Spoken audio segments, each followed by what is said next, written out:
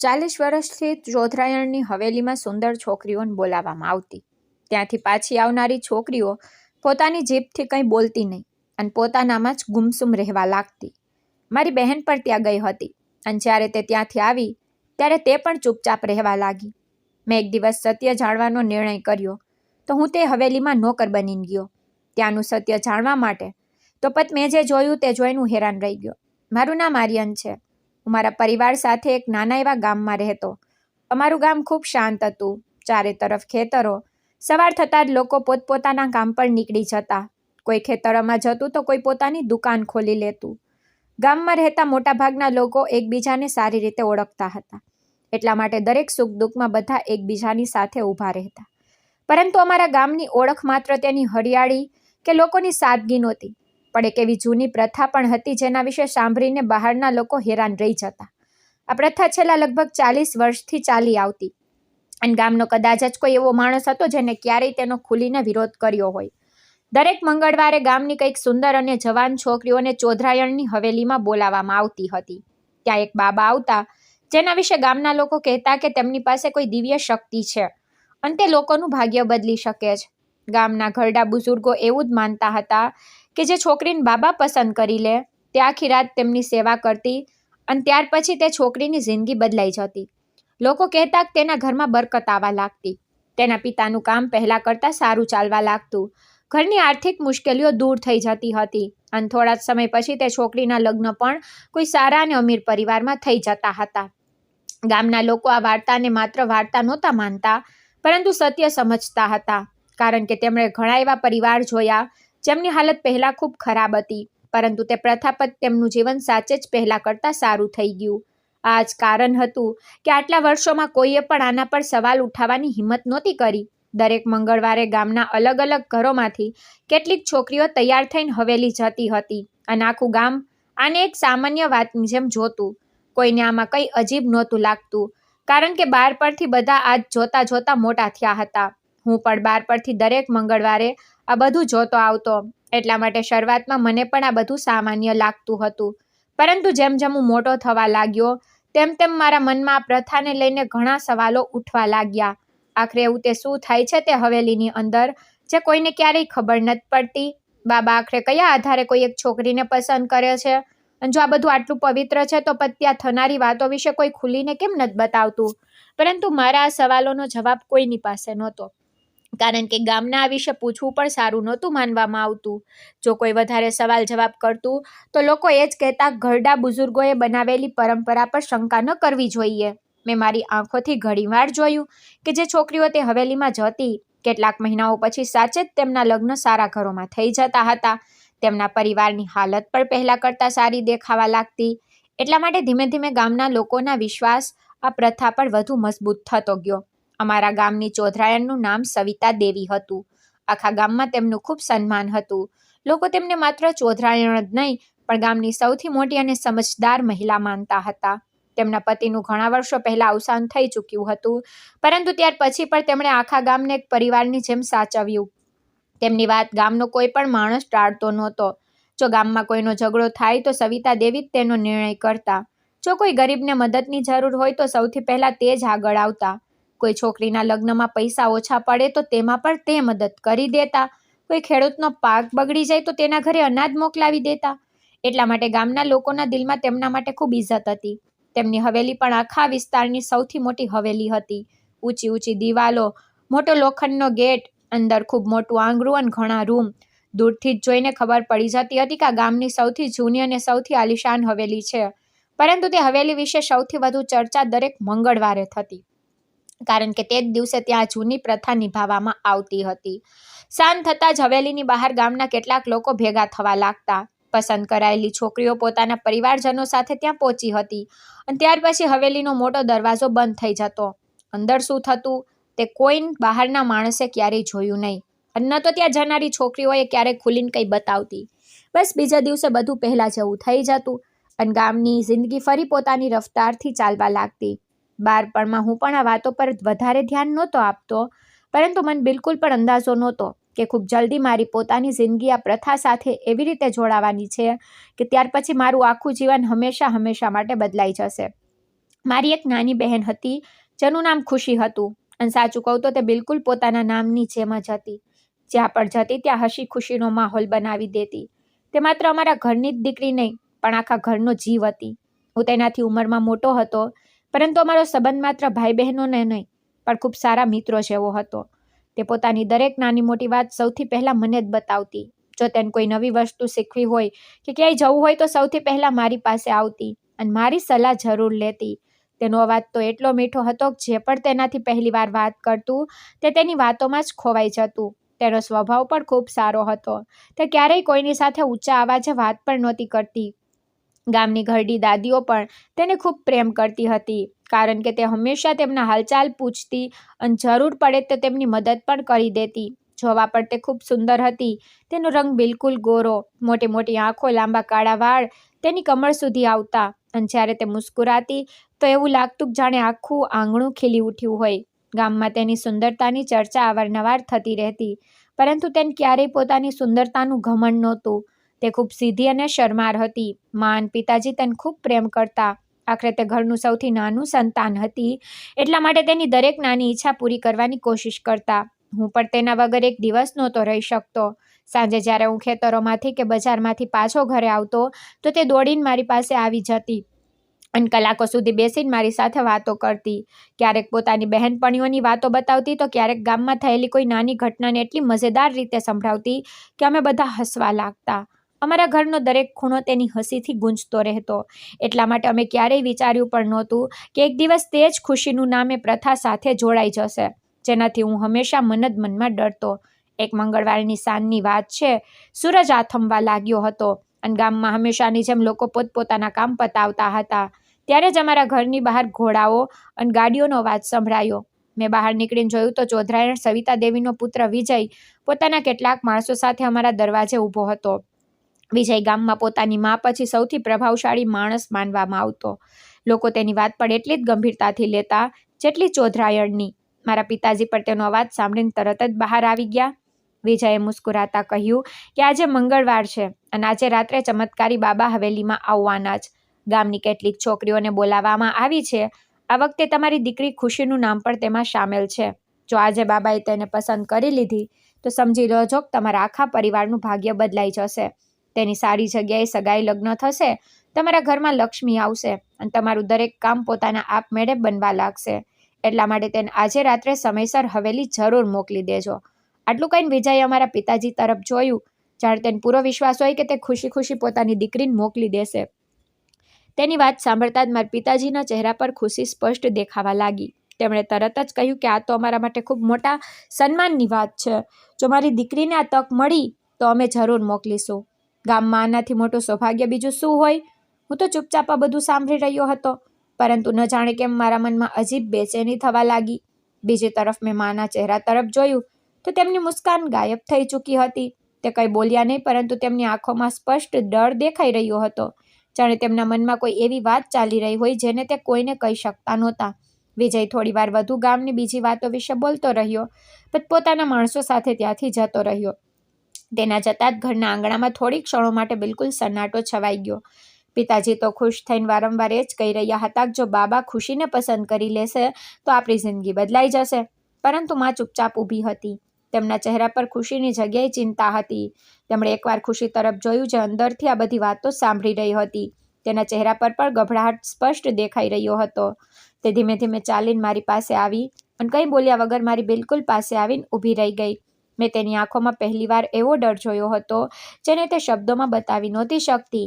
તે ક્ષણે ખબર નહીં કેમ મારા દિલને પહેલીવાર કહ્યું કે આવનારો મંગળવાર કદાચ અમારી જિંદગીનો સૌથી મુશ્કેલ મંગળવાર બનવાનો જ.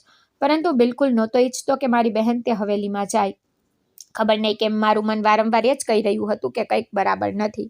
મેં પિતાજીને ખૂબ સમજાવવાની કોશિશ કરી. મેં કહ્યું, પિતાજી, આ કેવી પ્રથા છે જ્યાં છોકરીઓને આખી રાત કોઈ બાબા સાથે રાખવામાં આવે? જો આ બધું આટલું સારું છે તો કોઈ ખુલીને બતાવતું કેમ નથી કે ત્યાં શું થાય છે? પરંતુ પિતાજીએ તો મારી એક વાત પણ ન સાંભળી. તેમણે કહ્યું, બેટા, આખા ગામની દીકરીઓ વર્ષોથી ત્યાં જતી આવી છે. આજ સુધી કોઈ આ પ્રથા પર આંગળી નથી ઉઠાવી, અને જે છોકરીઓને બાબા પસંદ કરે તેમની તો જિંદગી સાચે જ બદલાઈ જાય છે. તું નકામો ડરી રહ્યો છે. હું ચૂપ થઈ ગયો, કારણ કે મને ખબર હતી કે હવે કોઈ મારી વાત નહીં માને. બીજી તરફ માં પણ વધારે કંઈ ન બોલ્યા.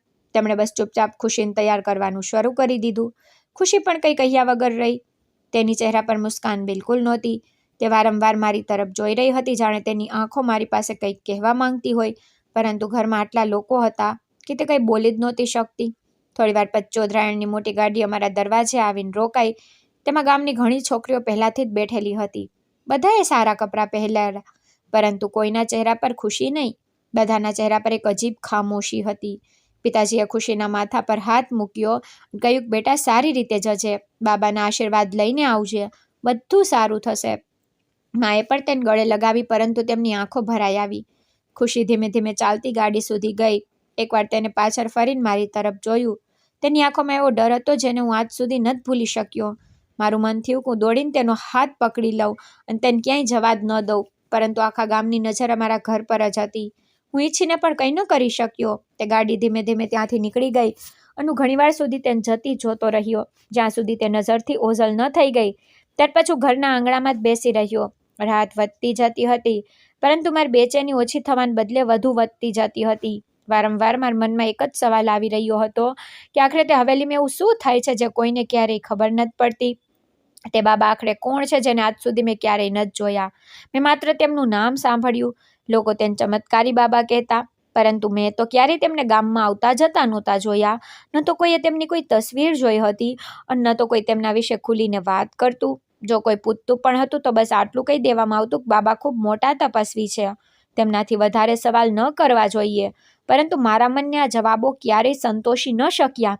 આખી રાત મને બિલકુલ ઊંઘ ન આવી.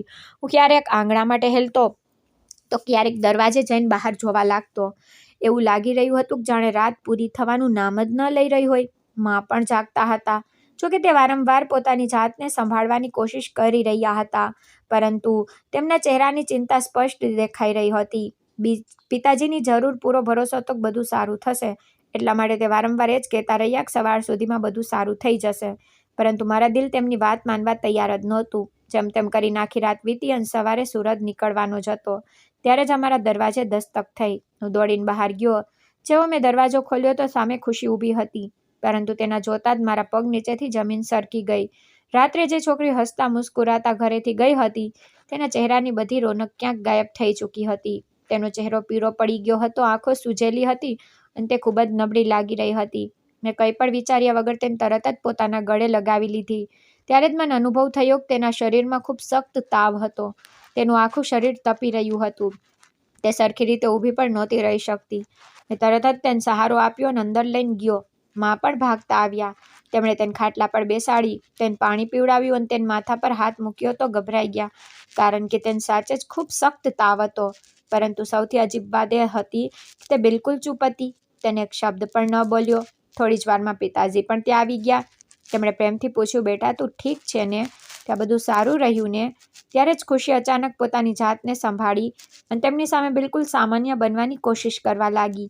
તેણે હળવી મુસ્કાન બનાવીને કહ્યું, જી, હું ઠીક છું, બસ થોડો તાવ છે, કદાચ આખી રાત જાગવાના કારણે થઈ ગયો હશે. તેનો અવાજ સામાન્ય જરૂર હતો, પરંતુ સમજી ગયો કે તે કંઈક છુપાવી રહી છે, કારણ કે હું તેને સૌથી વધુ જાણતો. તેની આંખો કંઈક બીજું કહી રહી હતી અને તેના હોઠ કંઈક બીજું. તેની અંદર જાણે કોઈ ખૂબ મોટો ડર બેસી ગયો હતો. તે પહેલાં જેવી બિલકુલ નહોતી. તેની હસી ગાયબ હતી, તેની આંખોની ચમક ગાયબ હતી. તેના મીઠા અવાજમાં પણ હવે પહેલાંવાળી ખુશી નહોતી. તે કોઈ ઊંડા વિચારોમાં ડૂબેલી લાગી રહી હતી. તે દિવસે મેં ઘણી વાર તેની સાથે એકાંતમાં વાત કરવાની કોશિશ કરી. મેં પૂછ્યું, ખુશી, સાચે સાચું બતાવ, ત્યાં શું થયું? બાબાએ તારાથી શું કહ્યું? આખી રાત શું થયું? તું આટલી ડરેલી કેમ છે? પરંતુ દર વખતે તે મારી તરફ જોતી, પોતાની નજરો ઝુકાવી લેતી અને કંઈ બોલ્યા વગર ત્યાંથી ચાલી જતી. તેના પ્રકારના વર્તને મારા મનની બેચેનીને વધુ વધારી દીધી. હવે મને પૂરો વિશ્વાસ થઈ ગયો કે તે હવેલીમાં જરૂર કંઈક એવું થાય છે જેના વિશે આખા ગામથી સત્ય છુપાવવામાં આવી રહ્યું છે. અને મેં તે જ સમયે મનમાં નિર્ણય કરી લીધો કે ચાહે ગમે તે થઈ જાય, હું આ રહસ્યની ખબર લગાવીને જ રહીશ. તે દિવસે ખુશીની હાલત જોયા પછી અને મેં તે જ સમયે મન જ મનમાં નિર્ણય કરી લીધો કે ચાહે ગમે તે થઈ જાય, હું આ રહસ્યની ખબર લગાવીને જ રહીશ. કારણ કે મારી બહેન પહેલાં જેવી બિલકુલ નથી રહી. તેની આંખોનો ડર મને દરેક પળે હેરાન કરી રહ્યો હતો. તે મારાથી કંઈ છુપાવી રહી હતી અને મને પૂરો વિશ્વાસ હતો કે તેની મજબૂરી ખૂબ મોટી જ. જો હું એમ જ બેસી રહ્યો તો કદાચ ક્યારેય સત્ય મારી સામે નહીં આવે. એટલા માટે મેં એક એવો રસ્તો પસંદ કર્યો જેના વિશે ઘરમાં કોઈને પણ ખબર ન પડવી જોઈતી હતી. તે સાંજે મેં માને કહ્યું કે માં, શહેરમાં મારો એક મિત્ર રહે છે. તે ઘણા વર્ષોથી ત્યાં એક હોટેલમાં કામ કરે છે. તેણે મને પણ બોલાવ્યો છે. ત્યાં એક માણસની જરૂર છે. કામ પણ ઠીક છે અને પૈસા પણ સારા મળી જશે. વિચારી રહ્યો છું કેટલાક દિવસો માટે શહેર જતો રહું. જો કામ સારું લાગ્યું તો ત્યાં જ રોકાઈ જઈશ. માએ મારી વાત સાંભળીને બોલ્યા, બેટા, જો તારા માટે સારી તક હોય તો જરૂર જા. આખરે તારે પણ પોતાના પગ પર ઊભા રહેવું છે. પિતાજીએ પણ મારી વાત માની લીધી. તેમને લાગ્યું કે હું સાચે જ નોકરી કરવા જઈ રહ્યો છું. મેં કોઈને પણ મારા અસલી ઈરાદા વિશે કંઈ ન બતાવ્યું, કારણ કે જો ઘરમાં કોઈને પણ જરાય ખબર પડી જતી તો તે મને ક્યારેય જવા ન દેત. બીજે દિવસે સવારે હું ઘરેથી તો નીકળી ગયો, પરંતુ શહેર જવાને બદલે સીધો ગામની બહાર પહોંચ્યો, જ્યાં મેં પહેલાથી જ પોતાના માટે કેટલાક જૂના કપડાં, જરૂરી સામાન છુપાવીને રાખ્યો હતો. ત્યાં જઈને મેં મારો આખો દેખાવ બદલી નાખ્યો. ઘણા દિવસોની વધેલી દાઢી અને મૂછ એમ જ રહેવા દીધી. માથા પર એક જૂની અને ધૂળથી ભરેલી પાઘડી બાંધી લીધી. શરીર પર મેલા ઘેલા જૂના કપડાં પહેરી લીધા. પગમાં ઘસાયેલી ચપ્પલ નાખી લીધી. ખંભા પર એક જૂની થેલી લટકાવી લીધી. મેં મારા ચહેરા પર થોડી માટી પર ચોળી લીધી જેથી કોઈ મને ઓળખી ન શકે. અરીસામાં પોતાની જાતને જોઈને મને પણ વિશ્વાસ નહોતો થઈ રહ્યો કે હું આટલો બદલાઈ ચૂક્યો છું. હવે હું કોઈ ખેડૂતના દીકરાની જેમ નહીં, પરંતુ ઘણા દિવસોથી કામની શોધમાં ભટકી રહેલા એક ગરીબ મજૂર જેવો દેખાઈ રહ્યો હતો. મને પૂરો ભરોસો હતો કે આ રૂપમાં મને ગામનો કોઈ પણ માણસ નહીં ઓળખી શકે. બધી તૈયારીઓ કર્યા પછી હું સીધો ચોધરાયણ સવિતા દેવીની હવેલીના બહાર પહોંચી ગયો. હવેલી પહેલાની જેમ જ ખૂબ મોટી અને આલીશાન દેખાઈ રહી હતી. તેના ઊંચા ઊંચા દરવાજા અને ચારે તરફ ઊભેલા ચોકીદારો જોઈને જ સમજાઈ જતું કે અહીં પરવાનગી વગર કોઈ અંદર જઈ શકે નહીં. મેં ઊંડો શ્વાસ લીધો અને ધીમે ધીમે ગેટ તરફ આગળ વધ્યો. ત્યાં 2 ચોકીદાર ઊભા હતા. તેમણે મને જોતા જ પૂછ્યું, કોણ છો? શું કામ છે? મેં તરત જ બંને હાથ જોડી લીધા અને ખૂબ જ ગરીબ માણસની જેમ બોલ્યો, ભાઈ, હું ખૂબ જ ગરીબ માણસ છું. ઘણા દિવસોથી કામની શોધમાં ભટકી રહ્યો છું. ક્યાંય કામ નથી મળ્યું. ઘરમાં ખાવાના પૈસા નથી. જે પણ કામ હશે હું કરી દઈશ. બસ મને અહીંથી ખાલી હાથે ન મોકલો. મારી વાત સાંભળીને બંને ચોકીદાર એકબીજા તરફ જોવા લાગ્યા. ત્યારે જ અંદરથી હવેલીનો એક માણસ બહાર આવ્યો. તેણે મને માથાથી પગ સુધી ધ્યાનથી જોઈ અને પૂછ્યું, શું કામ કરી લે છે? મેં એક ક્ષણ પર ગુમાવ્યા વગર કહ્યું, સાહેબ, જે કહેશો તે જ કરી દઈશ. બાગકામ કરી લઈશ, સફાઈ કરી લઈશ, સામાન ઉપાડી લઈશ, જાનવરોની સંભાળ રાખી લઈશ, ગેટ પર ઊભો રહી જઈશ. મને તો દરેક પ્રકારનું કામ આવડે છે. બસ મહેનતથી ડર નથી લાગતો. તેણે થોડી વાર સુધી મને ગૌરથી જોયો, જાણે મારા વિશે સમજવાનો પ્રયત્ન કરી રહ્યો હોય. પછી બોલ્યો, સારું. આ સમયે અમને એક માણસની જરૂર જ હતી. હવેલીના બગીચાની સંભાળ રાખવાવાળો ગયા અઠવાડિયે કામ છોડીને જતો રહ્યો. તું હાલમાં માળીનું કામ કર અને જરૂર પડે ત્યારે બાકીના નાના મોટા કામ પણ કરી દે છે. જો કામ સારું કર્યું તો રહેવાની અને ખાવાની વ્યવસ્થા પણ અહીં થઈ જશે. તેની વાત સાંભળીને મેં રાહતનો શ્વાસ લીધો અને તરત જ તેના પગે પડીને ધન્યવાદ કહ્યો. અંદરો અંદર હું તો ખુશ હતો, કારણ કે મારું પહેલું પગલું સફળ થઈ ગયું. હવે મને હવેલીની અંદર રહેવાનો મોકો મળી ગયો હતો. મને હવેલીની પાછળ બનેલા નોકરોના રૂમમાંથી એક નાનો રૂમ રહેવા માટે આપી દેવામાં આવ્યો. તે જ દિવસથી મેં કામ શરૂ કરી દીધું. સવારે વહેલા ઉઠીને બગીચામાં પાણી આપવું, ઝાડની છટકાઈ કરવી, સૂકા પાંદડા સાફ કરવા, આંગણાની સફાઈ કરવી અને જ્યારે જે કામ મળતું ચૂપચાપ કરી દેતો. હું કોઈની સાથે વધારે વાત નહોતો કરતો, જેથી કોઈ મારા વિશે વધારે સવાલો ન પૂછે. ધીમે ધીમે હવેલીના બીજા નોકરો પણ મારા પર ભરોસો કરવા લાગ્યા.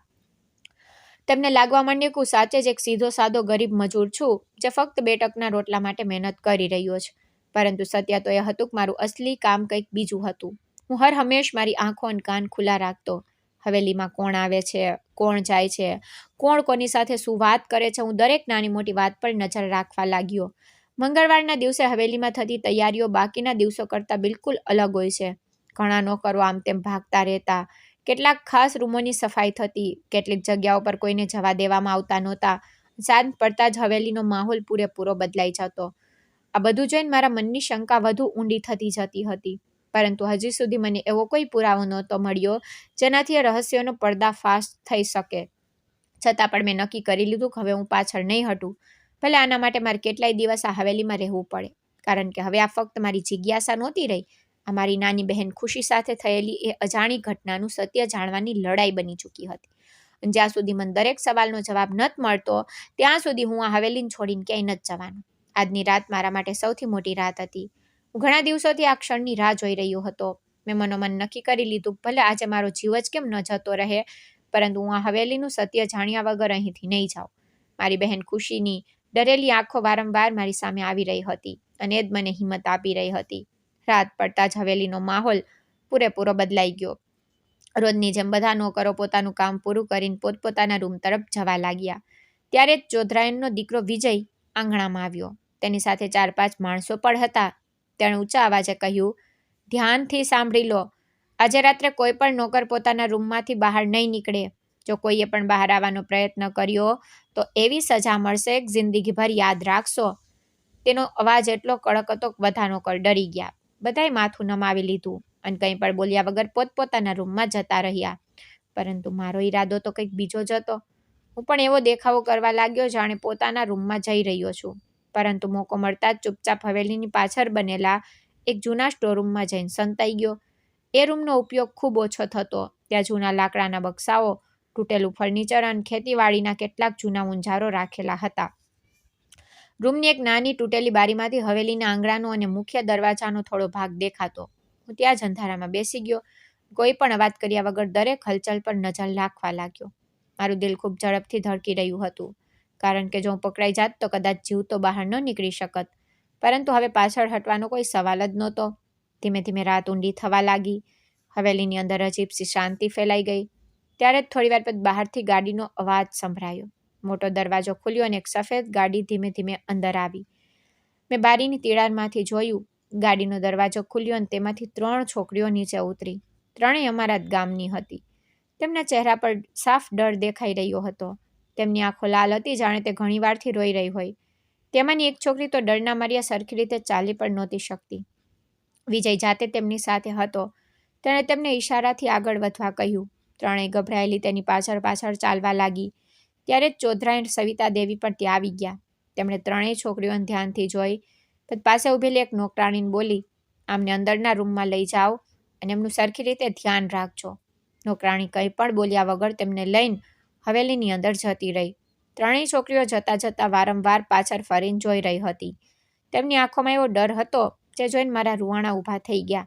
એ જ ક્ષણે મને મારી બહેન ખુશીની યાદ આવી ગઈ, જ્યારે તે પહેલીવાર આ રીતે આ હવેલીમાં લાવવામાં આવી હતી અને આગલી સવારે બદલાયેલી હાલતમાં ઘરે પાછી ફરી હતી. મારું દિલ તો વધુ જોરથી ધડકવા લાગ્યું. હું મારી જાતને સંભાળતા ત્યાં જ ચૂપચાપ બેસી રહ્યો. થોડીવાર પછી ફરી બહાર ગાડી રોકાવાનો અવાજ આવ્યો. આ વખતે હવેલીની બહાર પહેલાં કરતાં વધુ હલચલ થઈ ગઈ. ગેટ તરત જ ખોલવામાં આવ્યો અને અંદર એક કાળી ગાડી આવી. ગાડી રોકાતા જ તેનો દરવાજો ખુલ્યો. તેમાંથી એક બાબા નીચે ઉતર્યા. મેં તેમને પહેલીવાર મારી આંખોથી જોયા. તેમણે એક લાંબો ચોલો પહેરી રાખ્યો હતો. તેમના ખંભા સુધી લાંબા વાળ હતા, સફેદ લાંબી દાઢી, એક હાથમાં કડું અને બીજા હાથમાં લાંબો લાકડાનો દંડો. તેમને જોઈને પહેલી નજરે કોઈ પણ તેમને ખૂબ મોટા બાબા સમજી લે, પરંતુ ખબર નહીં કેમ તેમને જોતાં જ મારા મનમાં અજીબસી શંકા પેદા થઈ ગઈ. તેમની પાછળ બીજા 2 માણસો ચાલી રહ્યા હતા, બંને સાધારણ કપડામાં, પરંતુ દરેક સમયે બાબાની બિલકુલ પાસે જ રહેતા, જાણે તેમની સુરક્ષા કરી રહ્યા હોય. ચોધરાયણ સવિતા દેવી જાતે આગળ વધી અને હાથ જોડીને બાબાનું સ્વાગત કર્યું. તે ખૂબ જ સન્માનથી તેમની સાથે ધીમે ધીમે વાતો કરવા લાગી. તેમનો અવાજ એટલો ધીમો હતો કે હું સાફ સાંભળી તો નહોતો શકતો. બસ એટલું દેખાઈ રહ્યું હતું કે બંને કોઈ જરૂરી વાત પર ચર્ચા કરી રહ્યા છે. થોડી ક્ષણો પછી ચોધરાયણ બાબાને હવેલીની અંદર ચાલવાનો ઈશારો કર્યો અને બાબા પોતાના બંને માણસો સાથે અંદર જતા રહ્યા. હું સતત તેમની દરેક હરકત પર નજર રાખી રહ્યો હતો. ત્યારે જ મેં જોયું કે બાબાને હવેલીના બાકીના હિસ્સામાં નહીં, પરંતુ એક એવા મોટા રૂમ તરફ લઈ જવામાં આવ્યા જ્યાં આમ દિવસોમાં હંમેશા તારું માળેલું રહેતું અને ત્યાં કોઈ નોકરને જવાની પણ પરવાનગી નહોતી. જેવા બાબાએ રૂમની અંદર ગયા, દરવાજો તરત અંદરથી બંધ કરી દેવામાં આવ્યો. હવે મારી શંકા પહેલાં કરતાં ક્યાંય વધી ચૂકી હતી. મને પૂરો વિશ્વાસ થઈ ગયો કે આ બંધ રૂમની પાછળ જે રહસ્ય છુપાયેલું જ, જેણે મારી બહેનની જિંદગી બદલી નાખી. અને આજે ભલે ગમે તે થઈ જાય, મારે રૂમ સુધી પહોંચીને સત્ય મારી આંખોથી જોવું જ પડશે. હું હજુ એ જગ્યાએ સંતાઈને બધું જોઈ રહ્યો હતો કે ત્યારે જ હવેલીની બહાર એક બીજી મોટી ગાડી આવીને રોકાઈ. પરંતુ આ વખતે ગાડી પહેલાંવાળી ગાડીઓ કરતાં બિલકુલ અલગ હતી. તેને જોતાં જ વિજયે જાતે ઝડપથી બહાર આવ્યો અને ગેટ સુધી પહોંચી ગયો. ગાડીનો દરવાજો ખુલ્યો, તેમાંથી 4-5 માણસો નીચે ઉતર્યા. એ બધાએ મોંઘા સૂટ પહેરેલા હતા, પગમાં ચમકતા નવા જૂતા, હાથમાં મોંઘી ઘડિયાળો, અને તેમની વાત કરવાની રીત પણ ગામવાળાઓ બિલકુલ નહીં. તેમને જોઈને સાફ લાગી રહ્યું હતું કે તેઓ કોઈ મોટા શહેરથી આવ્યા છે.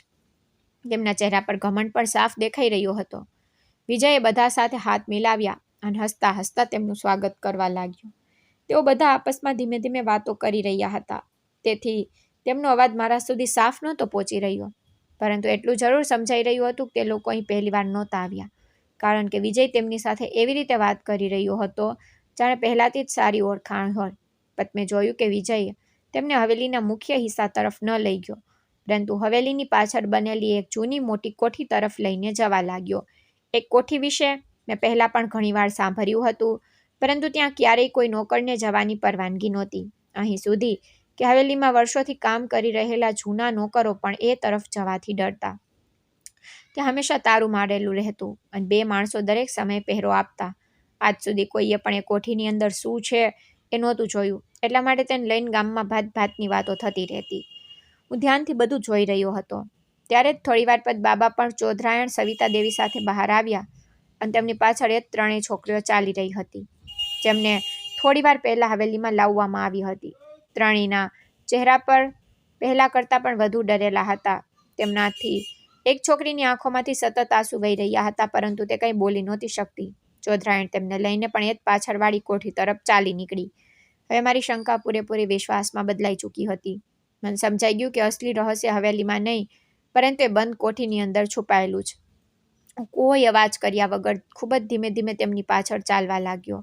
દરેક કદમ ખૂબ સંભાળીને મૂકી રહ્યો હતો, જેથી કોઈને મારા હોવાનો અહેસાસ ન થાય.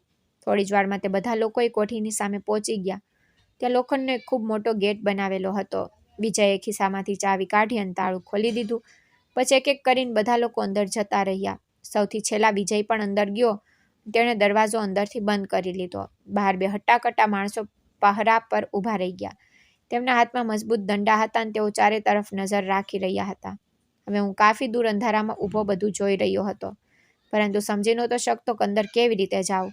સામેથી જવું અશક્ય હતું, કારણ કે ચોકીદારો તરત જ મને પકડી લેત. મેં થોડીવાર રાહ જોઈ, પછી ધીમે ધીમે કોઠીની પાછળની તરફ ફરી ગયો. ત્યાં ચારે તરફ ઘોર શાંતિ હતી. દૂર ક્યાંક કૂતરાના ભસવાનો હળવો અવાજ આવી રહ્યો હતો. પવન ઝડપથી ચાલી રહ્યો હતો. હું ચારે તરફ નજર દોડાવવા લાગ્યો. કદાચ કોઈ એવો રસ્તો મળી જાય જેનાથી અંદર પહોંચી શકાય. ત્યારે જ મારી નજર પાછળની દિવાલ પર બનેલી એક જૂની બારી પર પડી. તેનો એક કાચ પહેલાથી જ તૂટેલો હતો અને લાકડાનું બારણું પણ પૂરેપૂરું બંધ નહોતું. કદાચ ઘણા વર્ષોથી તેનો ઉપયોગ નહોતો થયો. મારું દિલ ખૂબ ઝડપથી ધડકવા લાગ્યું. થોડી ક્ષણ ત્યાં જ ઊભો વિચારતો રહ્યો કે જો આ સમયે કોઈ મને જોઈ લેત તો કદાચ હું જીવતો પાછો ન જઈ શકત. પરંતુ પદ્મને મારી બહેન ખુશીનો ડરેલો ચહેરો યાદ આવ્યો અને મેં મારી જાતને કહ્યું કે હવે ડરવાનો સમય જતો રહ્યો છે. સત્ય જાણવા માટે આજ મોકો છે. મેં ખૂબ જ સાવધાનીથી ચારે તરફ જોયું. જ્યારે મને ખાતરી થઈ ગઈ કે આજુબાજુ કોઈ નથી, તો હું ધીમેથી એ તૂટેલી બારી સુધી પહોંચ્યો. કોઈ અવાજ કર્યા વગર તેની અંદર ઘૂસી ગયો. અંદર કદમ મૂકતા જ ચારે તરફ ઘાટું અંધારું હતું. હવામાં ભેજની બદબૂ ફેલાયેલી હતી. એવું લાગી રહ્યું હતું કે જાણે આ હિસ્સામાં ખૂબ ઓછા લોકો આવતા હોય. હું દિવાલના સહારાથી ધીમે ધીમે આગળ વધવા લાગ્યો, જેથી કોઈ વસ્તુ સાથે અથડાઈને અવાજ ન થાય. થોડે દૂર જતાં મને હળવો હળવો લોકોના વાત કરવાનો અવાજ સંભળાવા લાગ્યો. અવાજ સામે બનેલા એક મોટા રૂમ તરફથી આવી રહ્યો હતો. દરવાજો પૂરેપૂરો બંધ નહોતો. તેની નીચેથી હળવો પ્રકાશ બહાર આવી રહ્યો હતો. હવે મારું દિલ પહેલાં કરતાં પણ વધુ ઝડપથી ધડકવા લાગ્યું, કારણ કે મને પૂરો વિશ્વાસ હતો કે જે સત્યની શોધમાં હું આટલા દિવસોથી અહીં સુધી પહોંચ્યો છું, તે હવે દરવાજાની બિલકુલ બીજી તરફ મારી રાહ જોઈ રહ્યું હતું. પછી મેં દૂરથી જ ઊભા રહીને જોયું કે ત્યાં એ જ લોકો બેઠેલા હતા જે મોટી ગાડીમાંથી ઉતરીને આવ્યા હતા. એક તરફ બાબા બેઠેલા, બીજી તરફ ચોધરાયણ, અને તેમની પાસે વિજય પણ બેઠેલો હતો. રૂમની અંદર એ બધા જ લોકો હાજર હતા જેમને મેં પહેલાં હવેલીમાં જોયા હતા. મારા દિલના ધબકારા એટલા ઝડપી થઈ ચૂક્યા હતા કે એવું લાગી રહ્યું હતું કે જાણે બહાર નીકળી આવશે. હું તો દરવાજા પાસે સંતાઈને બધું જોઈ રહ્યો હતો, જેથી કોઈને નજર મારા પર ન પડે. ત્યારે જ એક માણસ બહાર ગયો અને થોડીવાર પછી 3 છોકરીઓને એક એક કરીને અંદર લઈને આવ્યો. 3 છોકરીઓ એક ખૂણામાં માથું નમાવીને ઊભી હતી. તેમના ચહેરા પર એટલો ડર હતો કે તેઓ કોઈની તરફ જોવાની પણ હિંમત નહોતી કરી રહી. તેમની આંખોમાંથી સતત આંસુ વહી રહ્યા હતા, પરંતુ રૂમમાં બેઠેલા લોકોના ચહેરા પર જરાય દયા નહોતી. તેઓ તેમને એવી રીતે ઘૂરી રહ્યા હતા જાણે કોઈ માણસ નહીં પરંતુ કોઈ સામાન તેમની સામે ઊભો હોય. ત્યારે જ તેમાંનો એક માણસ બોલ્યો, આ વાળી નહીં લઈને આવ, આને પાસે ઊભી રાખ. બીજી તરફ બેઠેલા માણસે કહ્યું, ના, પહેલાં ત્રણેયને સરખી રીતે જોઈ લો, પછી ફેસલો કરીશું. ત્યારબાદ એક માણસ ઉઠીને તેમની ચારે તરફ ફરવા લાગ્યો. તે તેમને ઉપરથી નીચે સુધી જોઈ રહ્યો હતો અને બાકીના લોકો પણ આપસમાં ધીમા અવાજે વાતો કરી રહ્યા હતા. કોઈ તેમની ઉંમરની વાત કરી રહ્યું હતું, કોઈ તેમના ચહેરાની, કોઈ તેમના શરીરની, તો કોઈ કહી રહ્યું હતું કે આ ઠીક છે અને અલગ રાખવા પછીથી કામ આવશે. તેમની વાતો સાંભળીને મારું પૂરું શરીર ગુસ્સાથી કાપવા લાગ્યું. મને એવું લાગી રહ્યું હતું કે હમણાં જ અંદર જાઉં અને બધાનું ગળું પકડી લઉં. પરંતુ જાણતો હતો કે જો મેં ઉતાવળ કરી તો એ છોકરીઓને બચાવવાની જગ્યાએ હું જાતે પણ તેમના હાથમાં ફસાઈ જઈશ. એટલા માટે હું મારા ગુસ્સાને રોકીને ચૂપચાપ બધું જોતો રહ્યો. ત્યારે જ બાબાએ પોતાના નકલી હાસ્ય સાથે કહ્યું, ગભરાશો નહીં બેટીઓ, તમારા બધાનું ભલું થશે. તમે બધા ખૂબ ભાગ્યશાળી છો કે તમને અહીં આવવાનો મોકો મળ્યો છે. તેને આટલું કહેતા જ એક છોકરી જોર જોરથી રોવા લાગી. તેને હાથ જોડીને કહ્યું, મને ઘરે જવું છે, મને અહીં નથી રહેવું, મને મારી મા પાસે મોકલી દો. પરંતુ તેની વાત પૂરી પણ નહોતી થઈ કે ત્યાં ઊભેલા એક માણસે તેનો હાથ પકડીને તેને ખેંચી લીધી અને ગુસ્સામાં બોલ્યો, અહીં જેટલું કહેવામાં આવે એટલું જ કરો, વધારે બોલવાની જરૂર નથી. છોકરી ડરના માર્યા ચૂપ થઈ ગઈ અને માથું નમાવીને ઊભી રહી ગઈ. તેના ડુસકા પૂરા રૂમમાં સંભળાઈ રહ્યા હતા, પરંતુ કોઈના ચહેરા પર કોઈ અસર નહોતી. જોધરાયણે બાબા તરફ જોઈને કહ્યું, આ વખતે તો ત્રણેય સારી છે. ગામવાળા જાતે જ આમને ખુશી ખુશી અહીં છોડીને ગયા છે. કોઈને જરાય શંકા નથી. બધાને એવું જ લાગે છે કે અહીં આશીર્વાદ મળે છે અને તેમની દીકરીઓની કિસ્મત બદલાઈ જાય છે. બાબા હસતા હસતા બોલ્યા, આજ તો આપણી સૌથી મોટી તાકાત છે. લોકોનો અંધશ્રદ્ધા જેટલો વધશે આપણું કામ એટલું સરળ થશે. લોકો તો આંખ બંધ કરીને ભરોસો કરતા રહેશે અને આપણે આપણી રમત રમતા રહીશું. આ સાંભળીને મારી મુઠ્ઠીઓ આપોઆપ ભીસાઈ ગઈ. હવે મને બધું સાફ સાફ સમજાવા લાગ્યું હતું. આટલા વર્ષોથી આ લોકો ધર્મ અને આશીર્વાદના નામે માસૂમ છોકરીઓને ફસાવી રહ્યા હતા. ગામવાળાઓને જૂઠા ચમત્કાર બતાવીને ભરોસો અપાવતા કે બાબા પાસે જવાથી દરેક પરેશાની દૂર થઈ જશે અને પછી એ જ ભરોસાનો ફાયદો ઉઠાવીને છોકરીઓની જિંદગી બરબાદ કરી દેતા. ત્યારે જ વિજયે લોકોથી કહ્યું, પહેલાં અમને અલગ અલગ રૂમમાં રાખી દો, પછી રાત્રે જેવું નક્કી થયું છે એવું જ થશે. તેનું આટલું કહેતા જ બાબા અને બાકીના લોકો માથું હલાવીને હસવા લાગ્યા. એમનું હસવું સાંભળીને મારા રૂવાણા ઊભા થઈ ગયા. એ હાસ્ય કોઈ માણસનું નહીં પરંતુ દાનવોનું લાગી રહ્યું હતું. ત્યારે જ તેમનો એક માણસ બોલ્યો, પાટલી વખતે પણ બધું આરામથી થઈ ગયું હતું, કોઈને કંઈ ખબર પણ ન પડી. આ વખતે પણ કોઈ મુસીબત નહીં આવે. જોધરાયણ બોલી, ગામવાળા તો જાતે જ આપણી તારીફો કરે છે. એમને શું ખબર કે એમના ભરોસા સાથે કેટલો મોટો ધોખો થઈ રહ્યો છે. બધા લોકો એવું જ સમજે છે કે એમની દીકરીઓ બાબાના આશીર્વાદ લઈને પાછી આવે છે, પરંતુ કોઈને નથી ખબર કે એમની સાથે શું વીતે છે. ત્યારે જ બાબાએ ધીમેથી કહ્યું, જે પણ અહીં આવે છે તે મોં બંધ કરીને જાય છે. જો કોઈ બોલવાનો પ્રયત્ન પણ કરે તો એને એવું ડરાવી દો કે તે જિંદગીભર કોઈની સામે સત્ય કહેવાની હિંમત ન કરી શકે. તેમની વાતો સાંભળીને મારા પગ નીચેથી જમીન સરકી ગઈ. મને હવે સમજાઈ ચૂક્યું હતું કે મારી બહેન સાથે પણ આ બધું જ થયું હતું. ત્યારે જ તો તે ત્યાંથી પાછી ફર્યા પછી પહેલાં જેવી નહોતી રહી.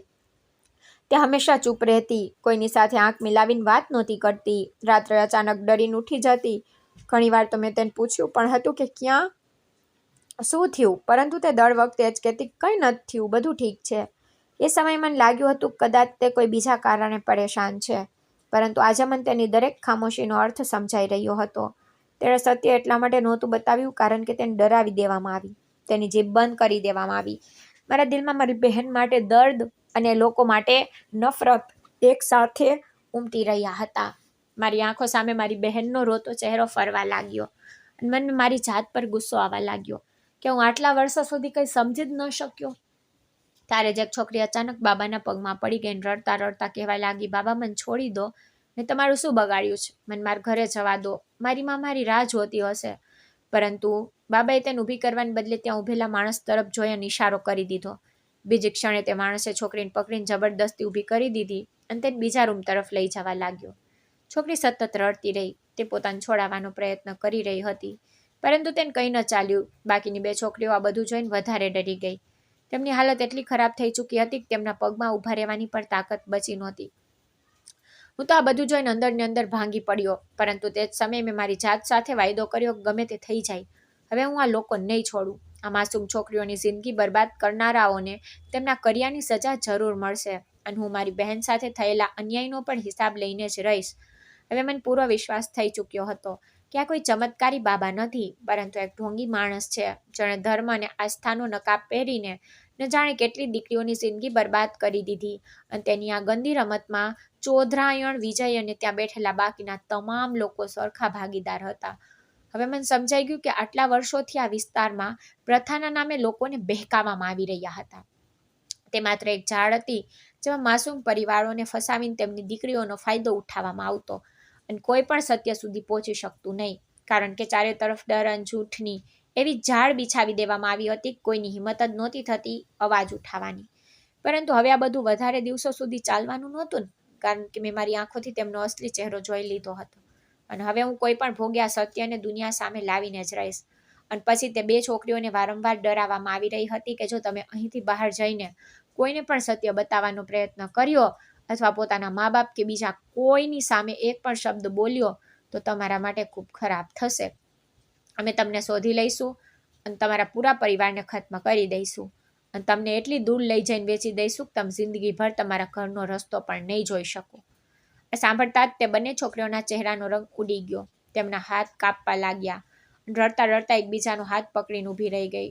તેમની અંદર બચેલી થોડી ઘણી હિંમત પણ ખત્મ થઈ ચૂકી હતી. ત્યારે જ થોડીવાર પછી તે ત્રીજી છોકરી પર રૂમમાંથી બહાર લાવવામાં આવી, જેને પહેલા અલગ રૂમમાં બંધ કરી દેવામાં આવી હતી. તે સતત રડી રહી હતી. તેની આંખો સૂજી ચૂકી હતી, જાણે તે ઘણી વારથી મદદ માટે બૂમો પાડી રહી હોય. ત્યારે જ ત્યાં ઊભેલા એક માણસે તેમની સામે આવીને હસતા હસતા કહ્યું, તું આટલું કેમ રડી રહી છે? તને તો એ પણ નથી ખબર કે તારા મા બાપે તને જાતે જ અમારી પાસે મોકલી છે. તેમણે અમારી પાસેથી પૈસા લીધા છે, ત્યારે તો તું અહીં પહોંચી છે. આ સાંભળીને તે છોકરી એકદમ સદબદ થઈ ગઈ. તેને પોતાના જ મા બાપ પર વિશ્વાસ નહોતો થઈ રહ્યો. તે વારંવાર માથું હલાવીને કહેવા લાગી, ના ના, મારા મા બાપ આવું ક્યારેય ન કરી શકે. તેઓ મને ખૂબ પ્રેમ કરે છે. પરંતુ તે માણસ ફરી હસવા લાગ્યો અને બોલ્યો, દુનિયામાં દરેક કોઈ પોતાના સંતાનને પ્રેમ નથી કરતું. કેટલાક લોકો પૈસા માટે બધું જ વેચી દે છે. આ સાંભળીને મારા દિલને ખૂબ મોટો આંચકો લાગ્યો. મને પહેલી વાર સમજાણું કેટલાક પરિવારો એવા પણ છે જે લાલચમાં પોતાની દીકરીઓને આ લોકોના હવાલે કરી દે છે અને બદલામાં કેટલાક પૈસા લઈને પોતાની આંખો બંધ કરી લે છે. આ વિચારીને મારો આત્મા કાપી ઉઠ્યો. પણ કોઈ માણસ આખરે આટલો કેવી રીતે ગીરી શકે કે પોતાની દીકરીને એક રાત માટે આવા દરિંદાઓ પાસે મોકલી દે? તેમને વાતની પણ પરવા ન હોય કે તેની જિંદગી હંમેશા માટે બરબાદ થઈ જશે. પરંતુ ગામના મોટા ભાગના લોકોને તો એ પણ નહોતી ખબર કે બાબાના આશીર્વાદના નામે અહીં કેટલો મોટો ધોખો ચાલી રહ્યો છે. બહારથી જોનારાઓને તો એવું જ લાગતું કે અહીં કોઈ ચમત્કાર થાય છે, પરંતુ અસલિયત આનાથી સાવ અલગ હતી. અહીં ઇન્સાનિયતને રોજ કચડવામાં આવતી અને માસૂમ છોકરીઓની જિંદગી બરબાદ કરવામાં આવતી. આ બધું મારી આંખોથી જોયા પછી મારી અંદર ગુસ્સો આગ બનીને સળગવા લાગ્યો. હું કોઈ પણ ભોગે આ છોકરીઓને અહીંથી કાઢવા માંગતો હતો અને આ લોકોનું સત્ય બધા સામે લાવવા માંગતો હતો. પરંતુ હું જાણતો હતો કે જો મેં વિચાર્યા વગર કોઈ પગલું ભર્યું તો બધું જ બગડી જશે. જો હું તે જ સમયે પોલીસને બોલાવી દેત તો અહીં હાજર લોકો પોલીસના પહોંચતા પહેલા જ આ છોકરીઓને ક્યાંક બીજે સંતાડી દેત અને પછી તેમની વિરુદ્ધ કોઈ પુરાવો ન બચત. એટલા માટે મેં મારી જાતને શાંત કરી અને થોડી વાર સુધી વિચારતો રહ્યો કે આખરે એવું શું કરવામાં આવે જેથી મને આ છોકરીઓને સુરક્ષિત બહાર કાઢવાની તક મળી જાય. ઘણીવાર સુધી દરેક રસ્તા વિશે વિચાર્યા પછી હું ત્યાંથી ચૂપચાપ નીકળી ગયો અને દરેકની નજરથી બચતા બચતા હવેલીની પાછળ બનેલા એક બગીચા તરફ પહોંચ્યો. ત્યાં ચારે તરફ સન્નાટો હતો. મેં આમ તેમ જોયું તો મને કુહાડી જમીન પર પડેલી દેખાઈ. કદાચ માળી કે કોઈ મજૂરની હશે. તે જ સમયે મારા મગજમાં એક યોજના આવી. જો થોડીવાર માટે પૂરા વિસ્તારની લાઇટ જતી રહે તો ત્યાં હાજર લોકોનું ધ્યાન બીજી તરફ જતું રહેશે અને તે જ તકનો ફાયદો ઉઠાવીને હું તે છોકરીઓને બહાર કાઢી શકતો હતો. મેં ચારે તરફ સારી રીતે જોયું જેથી કોઈ મને જોઈ ન રહ્યું હોય. પછી ધીમે ધીમે તે ભાગ તરફ ગયો જ્યાંથી હવેલીમાં વીજળીની વ્યવસ્થા થતી. ત્યાં પહોંચીને મેં પૂરી સાવધાની રાખી. પહેલાં મેં ત્યાં લાગેલો ફ્યુઝ કાઢી નાખ્યો જેથી લાઇટ સરળતાથી પાછી ન આવી શકે. તે પછી મેં પૂરી તાકાતથી કુહાડી ચલાવીને વીજળીના તારોને નુકસાન પહોંચાડી દીધું. બીજા જ ઘા પછી ત્યાં તણખા નીકળ્યા. બીજી ક્ષણે પૂરે હવેલીમાં અંધારામાં ડૂબી ગઈ. અચાનક ચારે તરફ નાસ ભાગ મચી ગયો. લોકો જોર જોરથી બૂમો પાડવા લાગ્યા. કોઈ કહેતું હતું કે લાઇટ કેવી રીતે જતી રહી, કોઈ પહેરેદારોને અવાજ લગાવી રહ્યું હતું તો કોઈ બહાર ભાગી રહ્યું હતું. ત્યારે જ બંને પહેરેદારો પણ દોડતા દોડતા લાઇટવાળા ભાગ તરફ આવી ગયા જેથી ખામીની ખબર પડી શકે. અને હું આજ તો ઈચ્છતો હતો કારણ કે હવે હવેલીના તે ભાગની નિગરાની થોડીવાર માટે નબળી પડી ગઈ. દબાતા પગલે પાછો તે જ બારી પાસે પહોંચ્યો જ્યાંથી પહેલા બધું જોઈ રહ્યો હતો. હવે અંધારું એટલું હતું કોઈ કોઈનો ચહેરો સરખો ઓળખી શકતું નહોતું. હું ધીમેથી બારીના રસ્તે અંદર ગયો ત્યાં ચોધરાયણ ને વિજય ગુસ્સાથી બૂમો પાડી રહ્યા હતા. બાબા પણ હેરાન થઈને આમ તેમ જોઈ રહ્યા હતા. બધા લોકો લાઇટ સરખી કરાવવાની ઉતાવળમાં હતા અને કોઈનું ધ્યાન તે છોકરીઓ પર નહોતું. મેં તક જોઈને સૌથી પહેલા એક છોકરી પાસે જઈને ધીમેથી તેનું મોં પર મારા હાથથી ઢાંકી દીધો જેથી તે ડરીને ચીસ ન પાડી દે. પછી તેને કાનમાં ખૂબ ધીમેથી કહ્યું, ગભરાતી નહીં, હું તમને અહીંથી બચાવવા આવ્યો છું. બસ એકદમ શાંત રહેજે અને મારી પાછળ આવજે. છોકરીએ ડરતા ડરતા મારી તરફ જોયું. તેની આંખોમાં આશાની હળવી ચમક દેખાઈ. તેને કંઈ પણ બોલ્યા વગર માથું હલાવી દીધું. પાછું બીજી છોકરી પાસે ગયો અને તેને પણ એ જ વાત સમજાવી. ત્રીજી છોકરીના કાનમાં ધીમેથી બધું બતાવી દીધું. હવે ત્રણેય છોકરીઓ પૂરો પ્રયત્ન કરી રહી હતી કે કોઈ અવાજ ન થાય. હું સૌથી આગળ ચાલી રહ્યો હતો અને તે ત્રણેય મારી પાછળ પાછળ ખૂબ ધીમે ધીમે ડગલા ભરી રહી હતી. અમે બારી સુધી પહોંચ્યા અને એક એક કરીને બહાર નીકળી ગયા. બહાર ચારે તરફ ઘોર અંધારું હતું. દૂરથી લોકોના અવાજો જરૂર આવી રહ્યા હતા પરંતુ કોઈ અમને જોઈ નહોતું શકતું. અમે ચારે એકબીજાનો હાથ મજબૂતીથી પકડી લીધો જેથી અંધારામાં કોઈ છૂટું ન પડી જાય.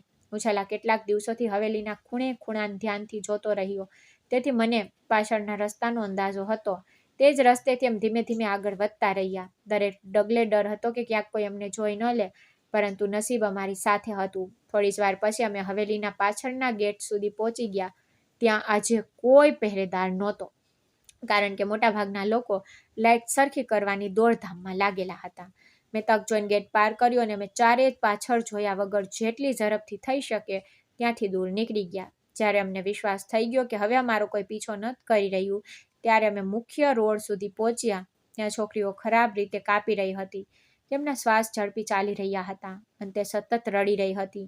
મેં તેમને હિંમત આપીને કહ્યું કે હવે તમે લોકો સુરક્ષિત છો, બસ થોડું અંદર ચાલવાનું જ. આ પછી હું તેમને લઈને સીધો પોલીસ સ્ટેશન પહોંચ્યો કારણ કે હવે સમય આવી ગયો હતો કે આ લોકોનો અસલી ચહેરો કાયદા સામે લાવવામાં આવે અને તે માસૂમ છોકરીઓને ન્યાય અપાવવામાં આવે.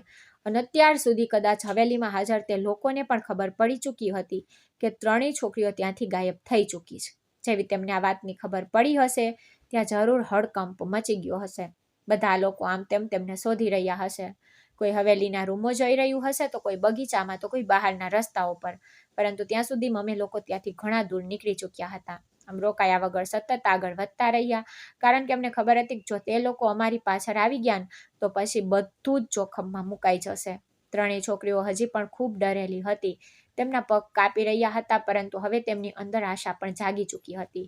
કદાચ હવે તેમની જિંદગી બચી જશે. હું તેમને હિંમત આપતો સતત આગળ વધી રહ્યો હતો. થોડીવાર પછી દૂર અમને પોલીસ સ્ટેશનની ઇમારત દેખાઈ. તેને જોતા જેવું લાગ્યું કે જાણ અમારી બધી પરેશાની ખતમ થવાની છે. આમ જલ્દી જલ્દી ત્યાં પહોંચ્યા અને સીધા અંદર જતા રહ્યા. ત્યાં ડ્યુટી પર હાજર પોલીસ અધિકારી અમને જોયા તો તે સમજી ગયો કે કોઈ મોટી વાત થઈ છે. તેણે તરત જ અમને બેસાડ્યા અને પૂછ્યું કે શું થયું. ત્યારે મેં શરૂઆતથી અંત સુધીની પૂરી વાત તેને બતાવી દીધી. મેં બતાવ્યું કેવી રીતે બાબા અને ચોધરાયણ ભેગા મળીને જૂઠા આશીર્વાદના નામે માસૂમ છોકરીઓને હવેલીમાં બોલાવતા અને પછી તેમની સાથે કેટલો મોટો ધોખો કરતા હતા. મેં એ પણ બતાવ્યું કે મેં મારી આંખોથી બધું જોયું છે અને કેવી રીતે હું અંધારાનો ફાયદો ઉઠાવીને આ ત્રણેય છોકરીઓને ત્યાંથી કાઢીને લાવ્યો છું. આ પદ તે ત્રણેય છોકરીઓએ પણ રડતા રડતા પોતાની પૂરી આપવીતી પોલીસને બતાવી. તેમણે બતાવ્યું કેવી રીતે તેમને ડરાવવામાં આવી હતી, કેવી રીતે તેમને ધમકી આપવામાં આવી હતી કે જો તેમણે કોઈને કંઈ કહ્યું તો તેમના પરિવારજનોને મારી નાખવામાં આવશે અને તેમને ક્યાંક દૂર વેચી દેવામાં આવશે. પોલીસ અધિકારી તેમની વાતો સાંભળીને ખૂબ ગંભીર થઈ ગયો.